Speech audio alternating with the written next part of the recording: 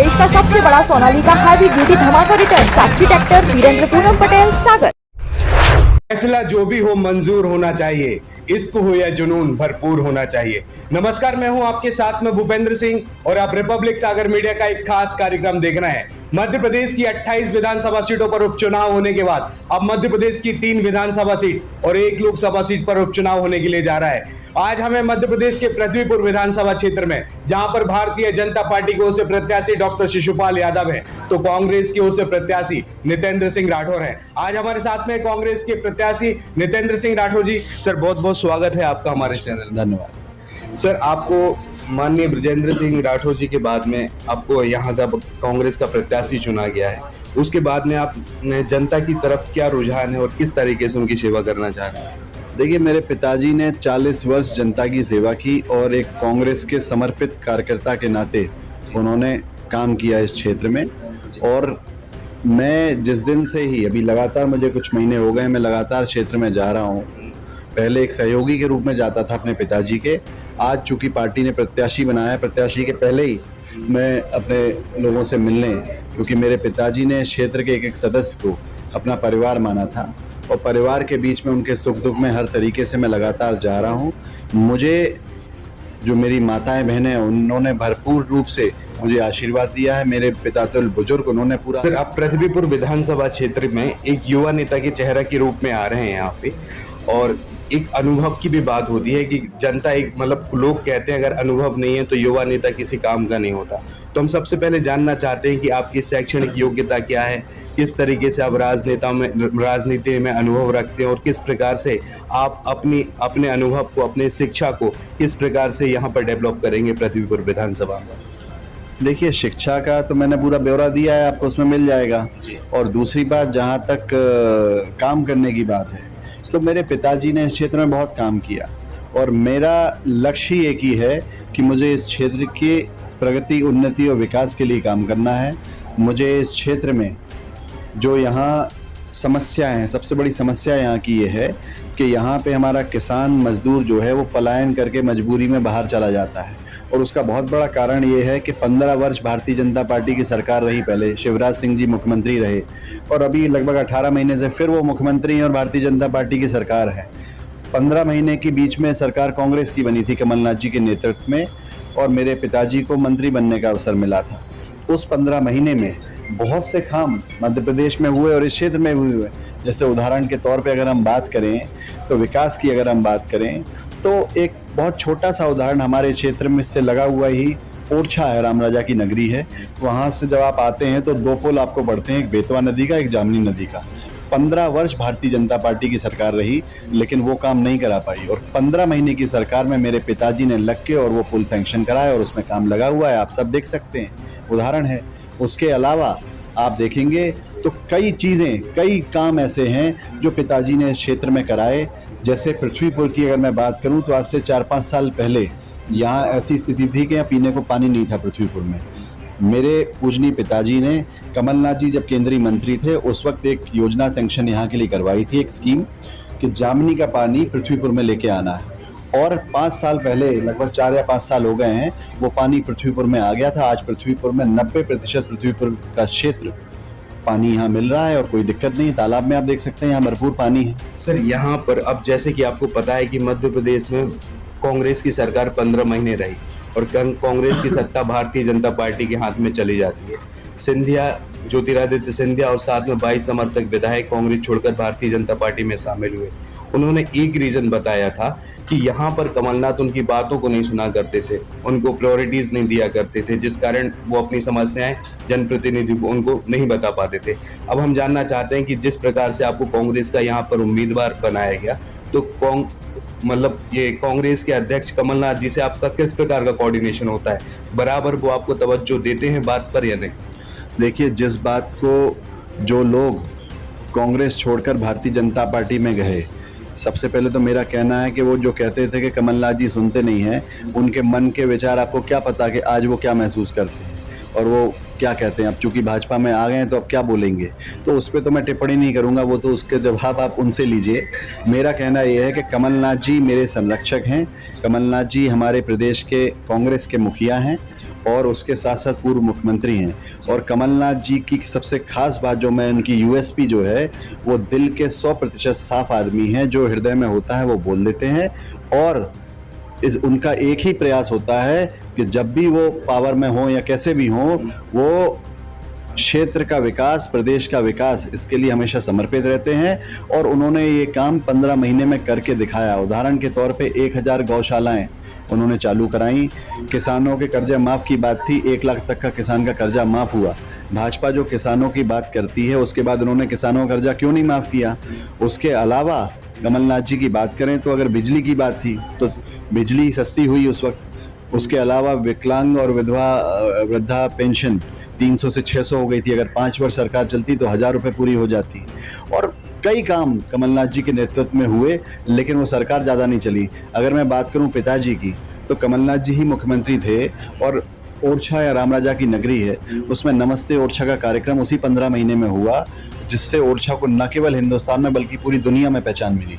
और उसका उद्देश्य मेरे पिताजी का ये था कि ओरछा जैसे आज दुनिया में चर्चित हो गया है और वहाँ के युवाओं को रोजगार पर्यटन के माध्यम से मिलता है, वो चाहते थे कि हमारे विधानसभा क्षेत्र में भी कई ऐतिहासिक धरोहर हैं, वहाँ यहाँ पर्यटन का विस्तार हो जिससे युवाओं को रोजगार मिल सके। मेरा प्रयास होगा, अगर जनता का आशीर्वाद होता है, तो मेरे पिताजी का एक प्रयास था कि नदी का पानी तालाब में और तालाब का पानी खेत में लेकर आना है। और वो इसलिए था कि जब नदी का पानी तालाब में आएगा तो तालाब से हमारे केवट समुदाय के जो लोग हैं उनको मछली पालन में फ़ायदा होगा, और तालाब का पानी जब खेत में आएगा तो हमारे कुशवा समुदाय के लोग हैं उनको सब्जी भाजी वगैरह वो करते हैं उसमें फ़ायदा होगा। क्योंकि ये कृषि प्रधान क्षेत्र है तो हमारे किसानों को भी फ़ायदा होगा और ये पलायन जो होता है वो रुक सकेगा। तो मुझे उस दिशा में काम करना है और पर्यटन के विस्तार के लिए काम करना है, जिससे मेरे युवा साथियों को रोजगार मिल सके। क्योंकि भारतीय जनता पार्टी ने सबसे बड़ा छलावा किसी के साथ किया है तो पहले किसानों के साथ किया, वो कर्जा जो माफ़ हो रहा था वो रुक गया, और उसके साथ साथ युवाओं के साथ। आपको याद हो नरेंद्र मोदी जी ने कहा था कि वो बनेंगे तो 1 साल में 2 करोड़ रोजगार देंगे। तो 2 करोड़ तो ठीक है, 2 रोजगार भी नहीं मिले और कोविड के बाद तो जो थे वो भी चले गए। तो इस ओर सरकार ने कोई ध्यान नहीं दिया। आज सबसे बड़ा मुद्दा अगर कोई है वो है बढ़ती महंगाई। भारतीय जनता पार्टी ने नारा दिया था कि बहुत हुई महंगाई की मार, अब की बार मोदी सरकार। 7 साल इनको हुए हैं। 7 साल पहले पेट्रोल 60 का था, तब तो बड़ी बड़ी बातें करते थे। आज पेट्रोल 120 पहुंच गया है लगभग। तो इस वक्त उनकी महंगाई के लिए जो वो गाने गाते थे और नाच करते थे, अब वो क्यों नहीं, रसोई गैस याद क्यों नहीं आ रही? मैं वही बोल रहा हूँ, कथनी और करनी में बहुत बड़ा अंतर होता है। मध्य प्रदेश के मुख्यमंत्री लगातार इस विधानसभा क्षेत्र में विजिट कर रहे हैं और पृथ्वीपुर विधानसभा क्षेत्र के लिए कई तमाम प्रकार की योजनाएं निकाल रहे हैं, घोषणा कर रहे हैं। आखिर ऐसी जरूरत क्यों पड़ रही है? एक प्रदेश का मुख्यमंत्री सिर्फ एक विधानसभा क्षेत्र में इतनी बार विजिट क्यों कर रहे हैं? 15 वर्ष पहले रहे, 18 महीने अभी रहे, उस वक्त कभी सरकार ने, मुख्यमंत्री जी ने कभी किसानों की उनको याद नहीं आई, पृथ्वीपुर विधानसभा की याद नहीं आई। उसको हमेशा सबसे बड़ी दिक्कत सूखा राहत का पैसा वो लोगों को मिल नहीं पाया। किसान के लिए आवास की बात करते हैं लोग, बड़ी बड़ी आवास बिना भ्रष्टाचार के लोगों को मिलता नहीं है, राशन बिना भ्रष्टाचार के लोगों को मिलता नहीं है।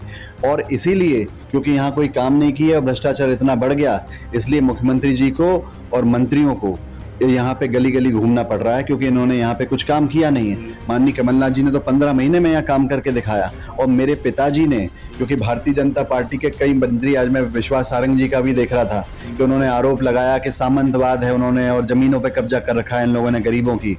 तो मैं उनसे ये कहना चाहता हूँ कि पहले वो ध्यान दें कि व्यापम नाम के घोटाले हुए हैं, बड़े बड़े घोटाले भारतीय जनता पार्टी के टाइम पे हुए हैं, जरा उसकी भी जांच के लिए बोलें और उनकी भी जांच करवा लें। 15 वर्ष में क्या क्या कैसे हुआ है इसकी भी जांच करवा लें।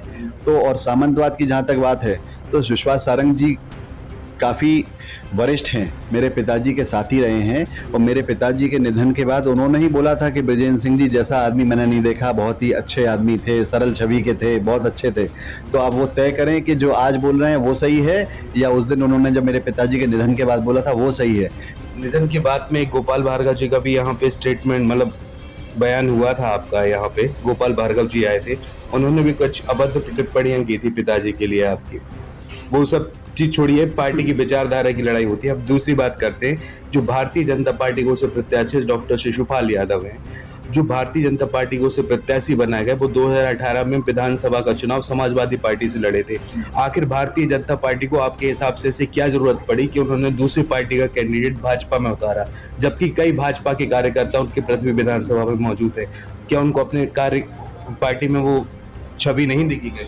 देखिए, भाजपा के जो कार्यकर्ता हैं ये उनके लिए विचारणीय प्रश्न है कि उनको इस पे विचार करना चाहिए कि जीवन भर भारतीय जनता पार्टी का झंडा लिए वो लगे रहे और अंत में टिकट दे दी जाती है कांग्रेस से लोगों को खरीद कर, उसको टिकट दे देती है बीजेपी, और आज समाजवादी पार्टी का नेता उसको लेकर कांग्रेस बीजेपी में ले लिया और उनको टिकट दे दी। तो ये विचारणीय प्रश्न भारतीय जनता पार्टी के कार्यकर्ताओं के लिए है कि वो अपने वरिष्ठतम नेताओं से ये सवाल करें कि ऐसा क्या है, क्या उनको भाजपा के कार्यकर्ताओं पे विश्वास नहीं है।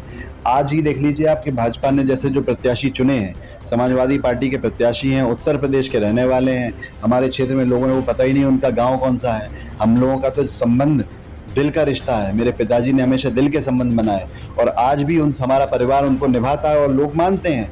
और मुझे पूरा विश्वास है कि मेरे क्षेत्र की जनता जिस तरह से मेरे पिताजी को आशीर्वाद देती थी वो अपने बेटे को जरूर आशीर्वाद देगी। भले ही बड़े बड़े नेता भाजपा की तरफ से लगे रहें, लेकिन जनता का आशीर्वाद अपने बेटे के साथ होगा, मुझे पूरा विश्वास है। सर, आखिरी सवाल है आपसे, इस क्षेत्र में जातिगत समीकरण पर काफी भारतीय जनता पार्टी प्रश्न उठा रही है, जैसे कि यहाँ पे राठौर और ठाकुर समाज के वोट कम है, ब्राह्मण समाज ज्यादा है, अदर समाज का बाहुल्य ज्यादा है, उस कारण आपके जीतने के रेशियो को बहुत कम बता रही है भारतीय जनता पार्टी। इसको आप किस प्रकार से क्लियर करेंगे, जबकि आपके पिताजी काफी समय तक यहाँ पर उन्होंने शासनकाल किया और उसी जनता ने आपके पिताजी को जिताया? इसका जवाब तो भारतीय जनता पार्टी के जो नेता जिन्होंने ये बोला है कि जातिगत समीकरण उठाकर उन्होंने कहा कि कैसे जीतेंगे और वो जातिगत समीकरण से काम करते हैं, इसका जवाब भी आपको उन्हीं से लेना चाहिए कि मेरे पिताजी जो 5 बार विधायक बने हैं वो कैसे बने जब जातिगत समीकरण उनके फेवर में नहीं था।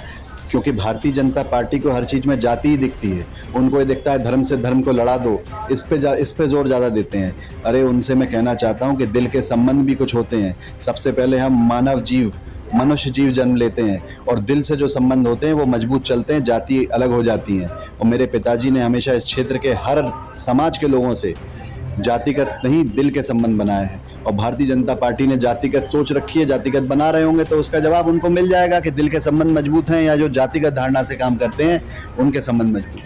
सर, इस चैनल के माध्यम से जनता से कुछ अपील करना चाहते हैं पृथ्वीपुर विधानसभा? मैं पृथ्वीपुर विधानसभा क्षेत्र की जनता से यही अपील करूंगा कि आप सब देख रहे हैं किस तरह से भारतीय जनता पार्टी के मुख्यमंत्री, मंत्री और प्रशासन पूरी तरह से भारतीय जनता पार्टी की हिसाब से काम कर रहा है और आपका बेटा पूरी लड़ाई लड़ रहा है, लेकिन आपके बेटे को पूरा विश्वास है कि आपका आशीर्वाद अपने बेटे को जरूर मिलेगा। और मैं हाथ जोड़कर पृथ्वीपुर की जनता से ये निवेदन करता हूं कि आप 30 अक्टूबर को हाथ के पंजे का बटन दबाकर अपने बेटे को विजयी बनाइए। आपका बेटा पूरी तरह से संकल्प ले चुका है कि उसके जीवन का एक ही उद्देश्य है कि जनता की सेवा करना और इस क्षेत्र की उन्नति, प्रगति और विकास के लिए काम करना। सर, बहुत बहुत धन्यवाद चैनल के साथ में जुड़ने के लिए। इसका सबसे बड़ा सोनालिका हैवी ड्यूटी धमाका रिटर्न, साक्षी ट्रैक्टर, वीरेंद्र पूनम पटेल, सागर। अब पाएं अपना घर संक्रमण से दूर खुले वातावरण में। सागर शहर में पहली बार धनतेरस एवं दीपावली के अवसर पर श्री हनुमंत छाया ज्वेलर्स की पेशकश, श्री हनुमंत छाया वाटिका फार्म हाउस की अनुपम श्रृंखलाएं, यानी कि अब खुशियों का घर वो भी कम दामों पर।